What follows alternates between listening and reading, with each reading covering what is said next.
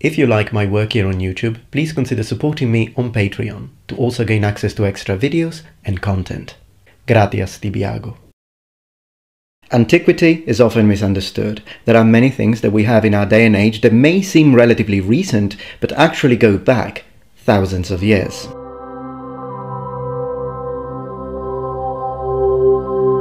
Hello everyone, so welcome back to my channel. This is the Metatron speaking. So how old are tattoos? Well, the earliest actual piece of evidence of human tattoos has to do with the finding of a mummy or a mummified corpse in 1991 in the Otzal Alps. Now, this corpse had some tattoos, or a lot of tattoos actually, about 61 tattoos on the entire body, although the majority were on the legs, and these were made using soot or fireplace ash. Now, this mummy was dated up to 3370 BC all the way up to 3100 BC. So extremely old. But if you go back to ancient Egypt, we see that the practice of tattooing bodies was used initially mostly on women, although if we go back to 300 BC, then Numidian men started to get tattoos as well. And what's interesting is that they weren't only done or performed or created as a form of decoration, as a form of art, but sometimes they also had some medical purposes, of course, linked together with mysticism. But did the ancient Romans use tattoos? How common were they in the general populace? Were they used by the upper class? Were they only used by the lowborns? Or were they frowned upon and considered barbaric? Well, when talking about the Romans, the situation becomes a bit more complicated, but also fascinating. So here's the thing. In general, generally speaking, broadly speaking, for the Romans, tattoos would have looked barbaric. If you were a member of the upper class, of the gens Romane, then no, that wouldn't be something you would do. And in general, if you were just a citizen, a Roman citizen, you wouldn't have tattoos. However, remember two things. Thing number one, to be a Roman citizen doesn't mean that you are from the Italian peninsula. So if you were a Roman citizen from a place where tattoos were part of your culture, then yeah, you would be a Roman, but you would have citizenship, but you would also use tattoos. But generally speaking, Italian Romans, Mediterranean Romans would frown upon tattoos onto their skin. However, there are exceptions to this, and some of these exceptions have to do with specific classes and professions. These are the specific social categories to which Romans would apply tattoos, although they would serve more of a functional purpose rather than an art form or a decoration purpose. Slaves, soldiers, criminals, and gladiators.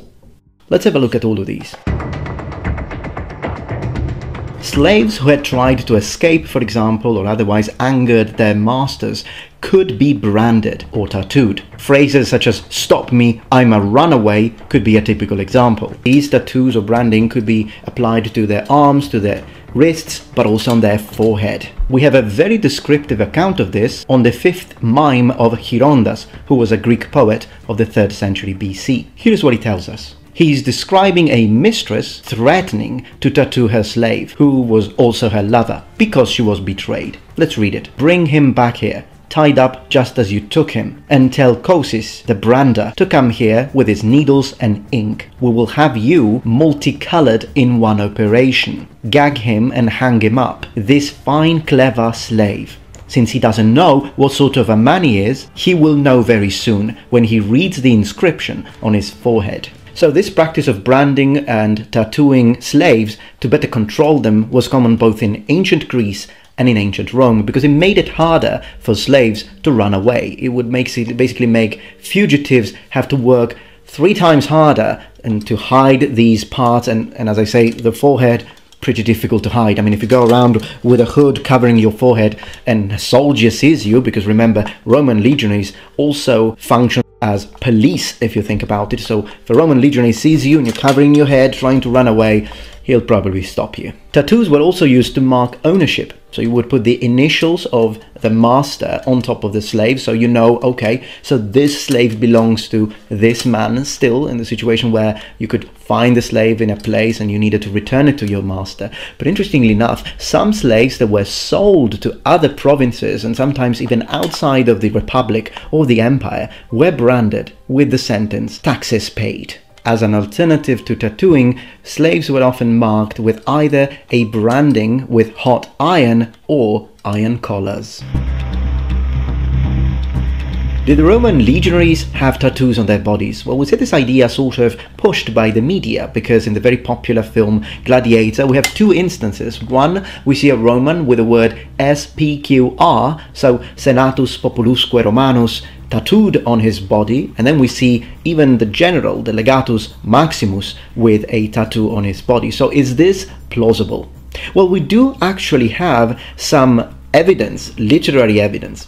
This one here, and the sort of textual evidence that I'm referring to is from Publius Flavius Vegetius Renatus, very famous late Roman writer, who writes the Epitome of Military Science.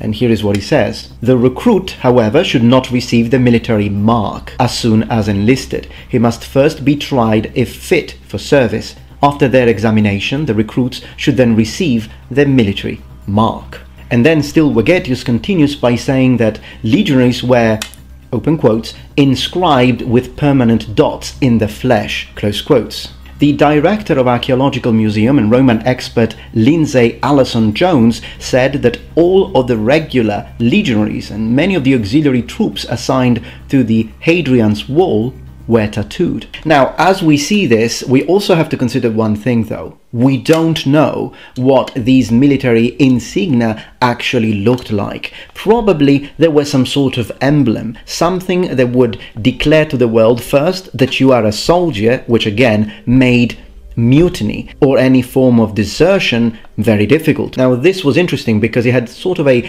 double effect. It was a sign of honor, and by the way, it would probably be on the arms, as far as we understand. It would be a sign of honor because you're proud to belong perhaps to a very successful legion that had done some great things, so people can immediately see, oh, wow, you belong to that famous legion, so you must be a great man, you must be a great Roman. It could also be a double-edged sword because if you were running away, if you were a fugitive, well, it would make desertion and mutiny extremely difficult and very easy to punish, because already if you were a Roman legionary just going around and you were stopped and you didn't have an actual license, you would be put to death as a deserter. But it would be even easier to recognize you as a soldier if it were tattooed on your arms. So as we said, probably tattoos were on the arms. There is some evidence that might suggest that some tattoos could be on the hands, but did they tattoo the word SPQR? We don't know. So I can't really say that the movie is incorrect. It could be. And it's kind of interesting, and kind of to give you a little bit of a fun fact, in Rome, even in our day and age, and being Italian, I can tell you that I saw that myself, but in Rome, the manholes and litter bins still have the word SPQR. So definitely modern Romans like that combination of letters, and I'm pretty sure that ancient Romans did too. The situation with criminals was actually quite similar to that of slaves, but it could be more intense and harsher. So when there was a crime being committed and you had a criminal, you would sometimes mark their skin, oftentimes their forehead, with a detailed explanation of the crime they had committed, which sometimes could also extend to several lines of text. Imagine that. This way, criminals could be easily identified within Roman society, and to do that, charcoal would be used. So the process worked a little bit like this. This is how it's described. The skin was pricked with pins before a mixture of ink and leek juice was rubbed into the wounds. The Latin word for tattoos is stigma, and it's interesting that even in modern day English the word exists, but it does have some relatively negative connotations.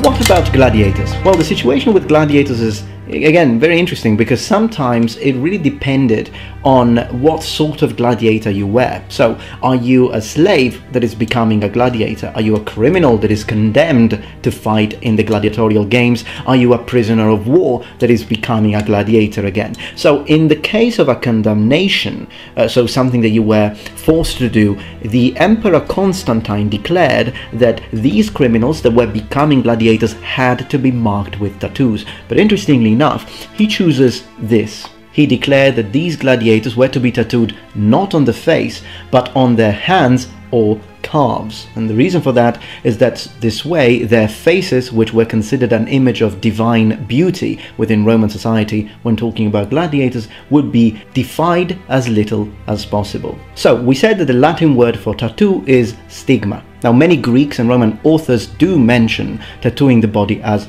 punishment, and Plato, for example, mentioned that those guilty of sacrilege should be tattooed and exiled from the state. In turn, Suetonius, a Roman writer from the 1st century, wrote that some of the well-born citizens were marked on order of Emperor Caligula. This was called in Latin stigmatum notis. Many men of honorable rank were first disfigured with the marks of branding irons and then condemned to the mines, to work at building roads, or to be thrown to the wild beasts. Prisoners of war were sometimes marked with tattoos by their enemies in order to mark their new allegiance or, in general, military ownership. Now, this happened, for example, we don't know how much the Romans did it, but we know that the Greeks did it, for example, during the war between Athens and Samos. Now, in this war, when Athens, the Athenians, defeated the Samians, they marked the prisoners of war with the owl, which we know was the symbol of Athens. But then this favor was returned to them when the Athenians lost the battle against the Samians, and the Samians tattooed onto the skin of the prisoners from Athens a Samian ship. Now here is another very interesting and very detailed piece of evidence that strengthens our idea that tattoos were used to mark slaves in the ancient period in ancient Rome. And we're going to read from a Roman writer, and his name is Gaius Petronius Arbiter, so from AD 27 to AD 66, so we are in the 1st century. Now he wasn't just an author, he was a courtier of Emperor Nero. He is generally believed to be the author of the Satyricon, a satirical novel, which was probably written during the Neronian era. This is from Stigma, Tattooing and Branding in Greco-Roman Antiquity by C.P. Jones. Now there is an episode, I'm not going to go into the details, but there are some characters, and these characters are on board of a ship, and they're trying to find solutions to get away from the people that are trying to get them. Here we have a sort of comic deliberations between two of these characters about ways of escape. Now, one of these involves the ink, which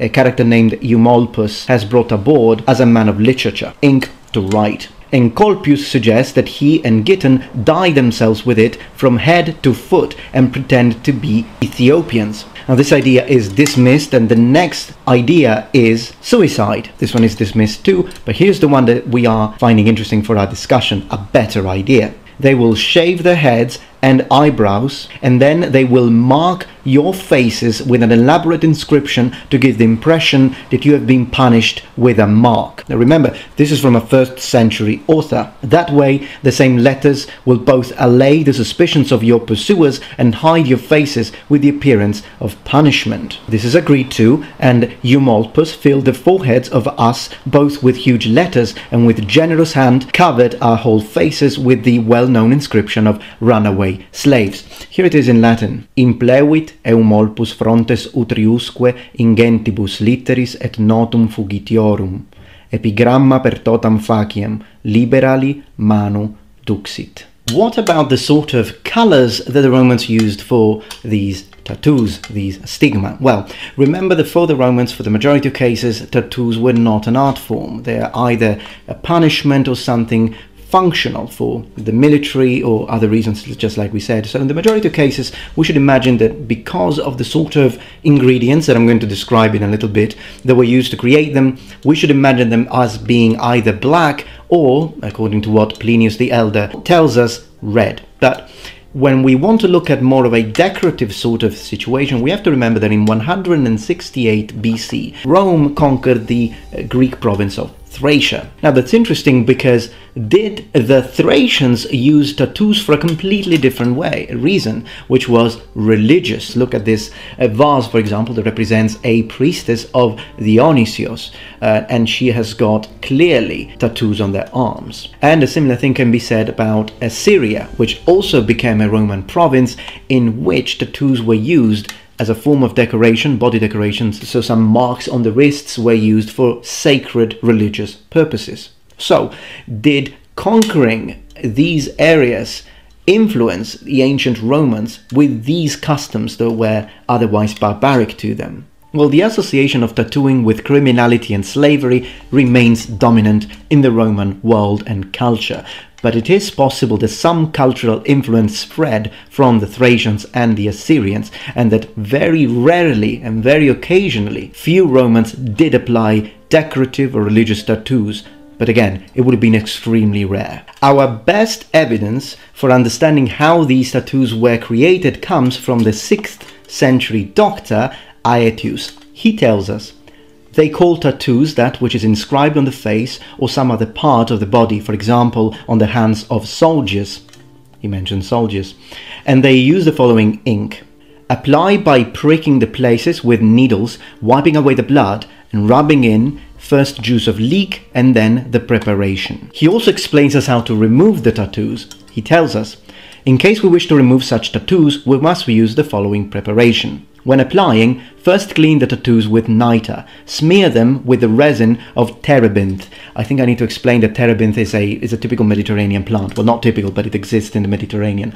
And bandage for 5 days. On the 6th, prick the tattoos with a pin, sponge away the blood, and then spread a little salt on the pricks. My gosh.